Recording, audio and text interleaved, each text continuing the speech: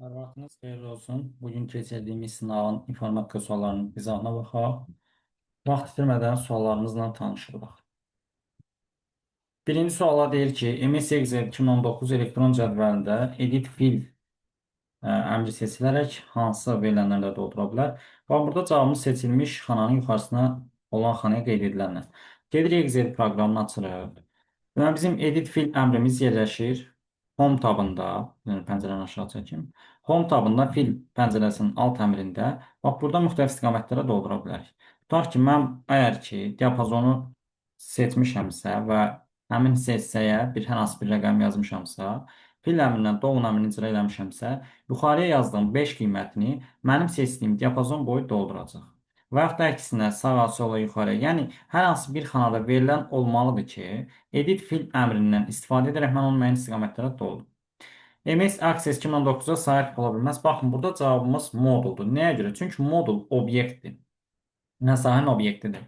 Number həqiqətən daxil edilməsi, autonumber sətirlərin nömrələnməsi, last number böyük həcmli ədədlər silsiləsinin daxil edilməsi, bu da mənfi 263-dən müsbət 263 çıxaq 1 aralığında qədər olur. Yes, no isə məntiqi əməklərin verilməsini əhatə edir. Əməliyyat sisteminin qurğularla qarşı əlaqəsini təmin edən proqram driver adlanır. Bu, dəfələrlə qəbula və dövlət sınaqlarına düşmüş bir sual. Əgər burada proqram yox, qurğu demiş olsaydı, cavabımız kontroller olardı. BIOS Basic Input Output sistem, yəni giriş-çıxış baza sistemi əməliyyat sistemini yükləyən bir proqram toplusudur, sistem toplusudur. Chipset kompüterin daxilində müəyyən qurğuları qoşmaq üçündür və iki forması var. Şimal chipsetləri, cənub chipsetləri.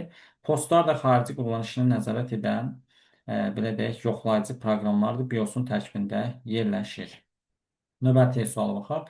X adlı şəxs mübaliğə büfenin ekranın müəyyən bir hissəsini köçürmək istər. Aha, köçürmək bilir ki, ümumiyyətlə köçürmək desək, Ctrl X-dən istifadə olunur. Amma burada davamlı nə deyir? Proqram deyir. Proqram deyirsə, burada söhbət standart proqram olan Snippet tool'dan baxın, bu proqramdan gedir. Standart proqramımız olan Snippet tool vasitəsilə hər hansı bir yer kəsərik və buradan copy əmrini vurandan sonra onu biz mübaliğə büfeyinə göndərə bilərik. Gəldik. 25-ci sual. Burada deməli bizim cavabımız olacaq Snippet Tools, yəni cavab D variantında. Və standart proqramlar aksessuar üstə, sistem proqramlar sistem qovluğunda, utilitlər də administrativ dosya saxlanılır. Bunu yalnızca yaxşı saxlayın. Mak ünvanları ilə bağlı belə bir sual verilibdir. Mak ünvanları xatırladıram ki, 16-lıq say sistemdə işləyir. Burada olan ədədləri 16-lıqda hər biri və verilən ədədlər də 2-liyə gəlməlidir. Deməli, 16-dan 2-liyə gəlmək üçün rahat bir qaydamız var. 8-4-2-1 qaydası var. Məsələn, 3-ü tapası olsaq, 2 ilə 1-ə 1-1 qoyalım, qalanlarına 0. A 10-dur. 10 tapmaq üçün 8 ilə 2-yə 1-1, qalanlarına 0-0 yazarım. Və 0-0-1-1, 1-0, 1-0 ardıcılığı ilə yazsaq, görək ki, bu 5-ci də var. Deməli, birinci yerdə 5 duracaq. Baxıram, birinci yerdə 5 duranlardan canı ataram. Qalanlarında görürsünüz, hamısı 2 var. Deməli, 4B ilə vaxt itirməyə ehtiyac yoxdur. Keçirəm 5C-nin tapılmasına. 5C-ni də yenə eyni qaydada 8, 4, 2, 1 yazaraq üzr istəyirəm, ədədlərə baxıram. 5 tapmaq üçün 4 ilə 1-ə 1, 8-dən 2-yə 0 yazsaq, C-də 12 edir, 12-ni də tapmaq üçün 8-dən 4-ə 1, 1, 2 ilə 1-ə 0 yazsaq. Deməli, 0, 1, 0, 1, 1, 1, 0, 0 yazsaq, bu da 6-cıya baxın, 6-cı burada var. 3-cü yerdə də 6 duracaq. 5, 3-cü yerə 6, 5, 3-cü yerə 6, 5, 3-cü yerə 6, B variantı bizim cavabımızda var. Cavab olur B variantı. Deməli, 26-cı suala baxırıq. A1, A2, A3, B1, B2 xanalarının ədəd ortasının tapılması üçün birincisi A variantını çıxarsın. Çünki bərabəri yoxdur. D variantını da çıxarsan, çünki toplama deyir bu düsturda, amma bizdən ədəd ortanın tapılmasını istəyir. Bunlar arasında, bu 3 dənə variant arasında seçim edək. Baxın, burada indi məsələ nədən ibarət?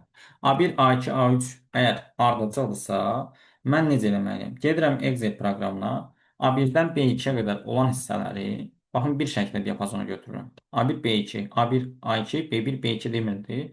Bunlar elə zaten ardıcıl diapazonda gedə bilərlər. Birdən orada qalır A3. O A3 xanasında nöqtəli vergül verib ayrıca yaza bilərəm. İndi gedirəm həmin dediyim şərti ödəyən variant tapıram. Deməli, nədir cavabımız? C variantına baxın. A1, B2, nöqtəli vergül A3 deməli bizim cavabımız olacaq C variantı. Sistem blok daxilində yerləşən xarici yaddaş qursu. Ümumiyyətlə, xarici yaddaş dediyinə görə romu roma atmaq lazım. Sistem blok daxilində yerləşən də HDD-dir. Flash kart sistem blokun daxilində yerləşmir, xaricdən port vasitəsilə qoşula bilər. Streamerdə kasetlərdir, yəni maqnit lentlərdir, bu da olmaz, cavabımız olar A variantı. Cədvələ yeni sətrin əlavə edilməsi hansı tabdan olur? Baxın, Mən əgər MS Word proqramında table cədvəlin özünün əlavə edilməsi insertdəndir. Amma cədvəlin özünə nəyisə əlavə edilməsi, sətrin, sütunun elementlərin əlavə edilməsi layoutdan, köməkçi layoutdandır. Və rows columns qrupasından sətir dediyinə görə below vuracağım. Çünki sətirlər above və below, yəni yuxarı və aşağı olmaqla əlavə oluna bilər. Sütunlar isə sola və sağa olmaqla əlavə oluna bilər. Mən də orada baxıram ki, rows columns qrupasından hansı əmrimiz var. Baxıram ki, rows columns qrupasından variantından var, amma right yazıbda olmaz. Table'dan olmur. Insert left'dən yenə deyirik biz nə əlavə olunur? Oradan sütun əlavə olunur. Həm də burada table style yazıb, səhv yazıb. Table design olmaz. Layout'dan rows columns above əmrindən istifadə edə bilərik. Gəldik. 29-cu sual Access, üzr istəyirəm, Excel proqramına aid bir sualdır. Və buradan nə soruşur? B2 xanasının faktorialı. B2 xanası 5-dir. 5-in faktorialı 120 edir. Yəni 5 vuraq, 4 vuraq, 3 vuraq, 2 yazsaq 120 alır. A1-dən B2-yə qədər olan rəqəmləri toplasaq, A1 B2 aralığına əvvəlcə işarə edək. A1 B2 aralığı buradır. Buradakı ədədlərdən 3-ü götürməyəcək, çünki 3 dırnaq içərisində verilən bir ədəddir. Mənfi 4-ün üstə 7 gəlib, üstə 5 gəlsək, burada deməli qalar 3. 3 ilə də 5 toplasan 8 eləyər. Buranın cavabı olur 8. Üstü 0. Qüvvət, power üstü qüvvətdir də. Üstə 0 yazsan 0 olan kəmiyyət 1-ə bərabərdir. Buranı 1 yazsan. Sonra buranı toplayası olsan nə alarsan? A1, B4 aralığına toplayaq.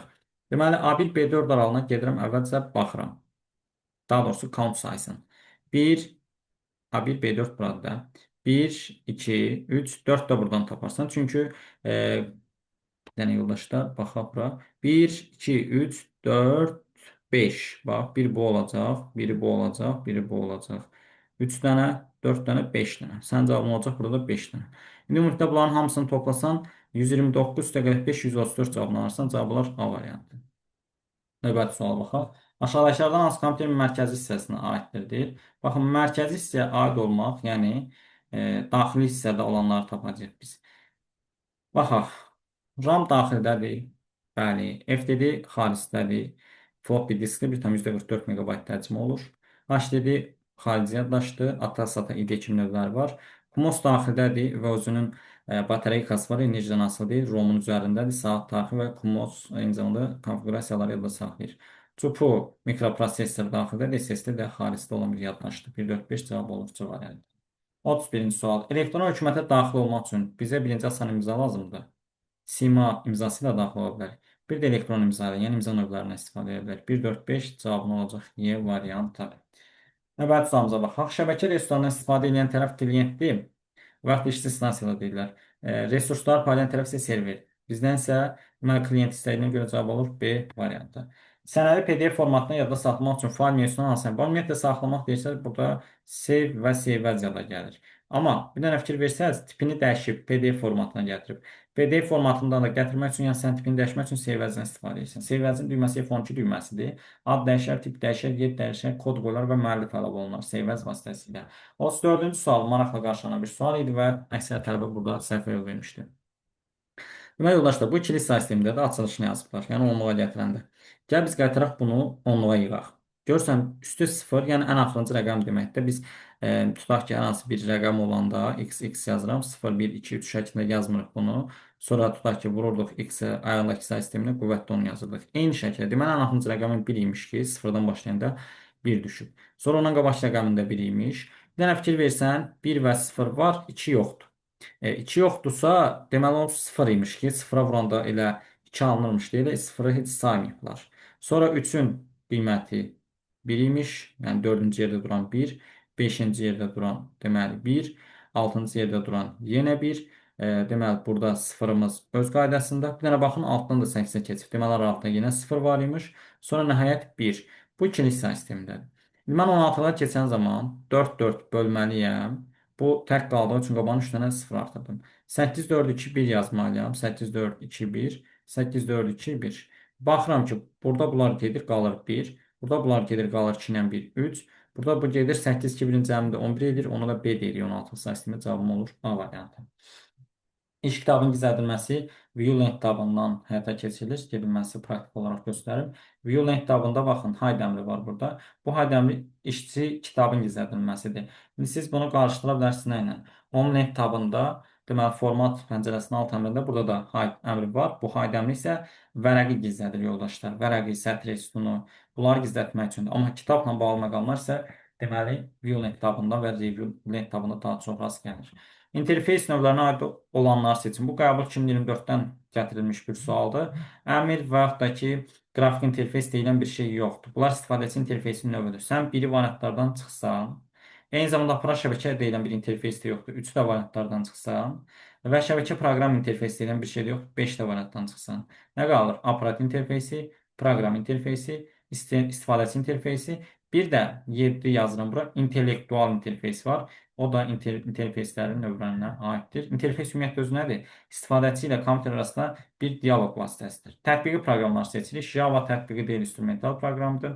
C++, DS-də, C++-da bunlar da ona aiddir. COBOL-da eyni zamanda QNX əməliyyat sistemlər əsasında gedir. YODA isə tətbiqi proqramdır, özü də post proqramıdır. Gəldik bu sualımıza baxaq. Burada power üstü qüvvətdir. B1-in üzərində A1, yəni 5-in üzərində 3, yəni 125. Produkt hasildir. A1-i B1-ə vurub sonra 5-ə vuracaq. Yəni 3-ü 5-ə vursaq 15, onu da 5-ə vursaq 75. Produkt yenə hasildir. B1-dən C1-ə qədər olan ədədləri, yəni 5 ilə 5-i bir-birinə vursaq 25, onu da 2-ə vursaq 50. Deməli, biz birinci qiymət 125 almışıq. Birinci qiymət bilir ki, diaqram birinci yerinə yazılır, ikinci qiymət ikinci yerinə yazılır, üçüncü qiymət də üçüncü yerinə yazılır. Baxın, bu diaqram tamamilə doğrudur. Çünki sən gətirib 125-in 20% verənməzsən. 50-yə eyni vəziyyətdə gətirib 50% verənməzsən 125 durduğu yerdə. Tutaq ki, sən burada 125-i bura yazdın. Tamam, bura problem yoxdur. 75-ə sən necə 20% verib 50-yə 30% verəsən? Olmur axı. Eyni şəkildə burada sən birinci yerə 125 yazmasın. Bu 30% ola bilməz. 50 də 50% olmaz. Yenə eyni məntiq əsaslansa, burada da eyni məntiqsizlik var. Ona görə ən doğru cavab olacaq A variantı. Storsuz skayner növləri, overhead, flatbed.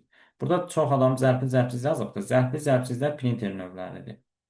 Deməli, bunlar aidiyyatı olmayacaq. Skayner növləri var. Storsuzlu bir də əllə işləyən skaynerlər. Əllə işləyən skaynerlər marketlərdə falan QR kodu oxutmaq üçün, qırı kodu oxutmaq üçün istifadə olunanlardır. Ona görə burada cavabımız olacaq overhead, flatbed, bir də flatbeddən əlavə biri də var idi. Adını hal-hazırda unutdum. Onlar daxil idi.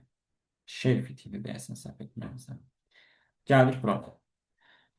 Belə bir verilənlər bazası sual var. Müddəti 1 saat olsun. Müddət 1 saat deyirsə, baxaq görək hansılar. Yəni, bu pəncərələr aşağı çəkim, pəncərə elementlərini bizə sormayın törətməsin. Demək, bunun qarşısına nömrəsək 1, 2, 3, 4, 5 olaraq. Müddəti 1 saat deyirsə, 3 və 4 yazaram. 3 və 4. Olur. Fəaliyyəti yox olsun. Fəaliyyət buradadır. Yoxaya baxıram. 2 və 5-dədir. Sən bunu birləşdirsən alarsanmı? 2, 3, 4, 5. And. Məşq yeri açıq hava olsun. Açıq hava olan 1-dir, 2-dir. Baxırıq, burada kəsişən nə oldu? 2 nömrəli sətr. İndi bizdən nə soruşur? Neçə yazılır? 2 nömrəli sətr, amma cavabın 2 deyil. Neçə dediyinə görə 2 bir dənə sətr alsındır. Cavabın olacaq 1 dənə A variantı. Növbəti sualımızdan davam edək. Həcmi 6 kilobayt olan klasterə həcmi 2 kilobayt olan fayl neçə dənə fayl yazmaq olar? Bəzi çox bilən yoldaşlar 6-2 bölüb 3 yazıblar.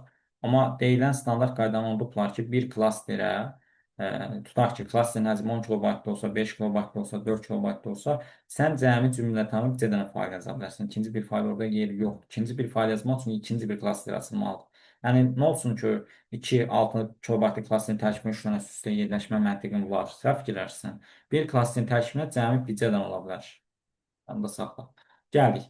8-i nə yazarıq? 2-nin kubu. Üstə də 8 var. Nə olur bu? 224. 224 onluq ədədir. 16-lığa keçirmək üçün istənilən say sistemindən 10-luqdan, yəni 16-lığa istənilən say sistemindən 5-liyə, 8-liyə keçmək üçün üstəki rəqəmi əsasına bərabər bölməlisən 16-ya. 204-ə. Bu da qalacaq 220 qalanı 0. Aptırağa. 220 yəni 204-ə bölsən 216 qalacaq. Qalaq bura. 216 204-ə bölsən 212 düşəcək. Qalaq 0. 212 204-ə bölsən 208 düşəcək. Qalaq 0. 208 204-ə bölsən 204 düşəcək. Qalaq 0. 204 204-ə bölsən 200 düşəcək. Qalaq 0. 200 da 1-ə bərabər. Deməli, sən buradan 1 tapdın. İndi bu ədədin də onluqda ifadəsini soruşur. 0, 1, 2, 3 yazsam. 1 vuraq 2-nin kubu olacaq. Üstə gələk 0-ı heç saymıram. 1 vuraq 2-nin üstündə 1. Üstə gələk yenə 0-ı saymıram. 2-nin kubu edir 8. 1 vuraq 2 üstündə 1, bu da 2. Bu ikisinin cəmi mənə verir 10.